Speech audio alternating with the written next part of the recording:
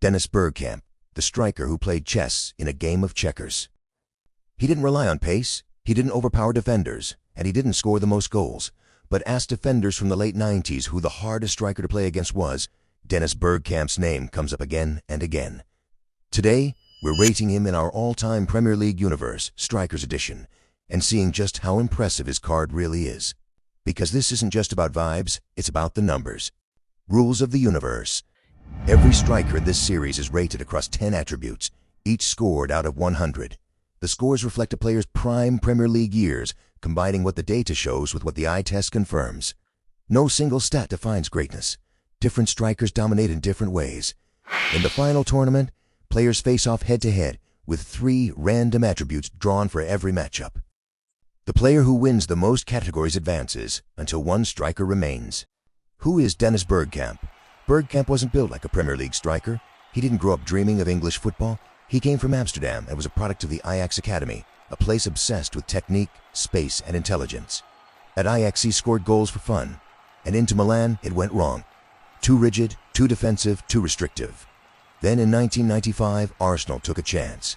What they got wasn't just a striker, it was a translator. Someone who brought continental football intelligence into English chaos. Under Arsene Wenger, Bergkamp became the brain of Arsenal's attack. He didn't chase the game, he slowed it down. The stats don't lie. 315 Premier League appearances, 87 Premier League goals, over 90 assists, 3 Premier League titles, 4 FA Cups, and a pivotal part of the Invincibles team in that unprecedented 2003-2004 season. But numbers don't tell you how he played. That's what the card is for. Finishing, 87. Bergkamp wasn't about volume, he was about execution. One touch to set, one touch to finish. Majestic, calm finishes, goalkeeper frozen, not ruthless, but surgical. First touch, 99. This is the category he was built for. Balls fired at his shins, dropped from the sky, taken on the half-turn with defenders already beaten. For some players, first touch starts the move. For Bergkamp, it ended defenders.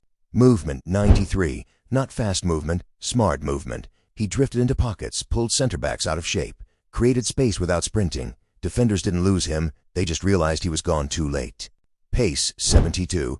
And here's the trade-off. Sharp over 5 yards, but no long-distance bursts. No running in behind for 40 yards. In a pace draw, Bergkamp is vulnerable.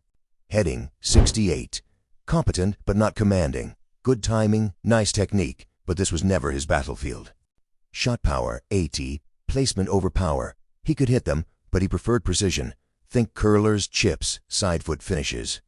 Creativity, 96.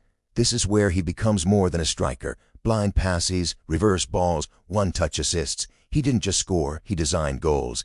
Thierry Henry's rise, Bergkamp was the blueprint. Skill, 94. Not tricks, control. Turns, feints, body shape, improvisation. Skill that solves problems, not showboated. That Newcastle spin lives here forever. Physicality, 78. Stronger than he looked, excellent balance, shielded the ball well. Rarely bullied, but rarely bullied others. Composure, 95. Ice in the veins. Crowds, pressure, big moments, nothing rushed him. If the ball fell to Bergkamp, you trusted the outcome. So where does that leave him? With first touch at 99, creativity at 96, and composure at 95, Bergkamp is a worthy rival to the rest of them legendary Premier League strikers. But with lower scores in pace and heading, this is a striker who dominates technical categories but can be knocked out by the wrong draw.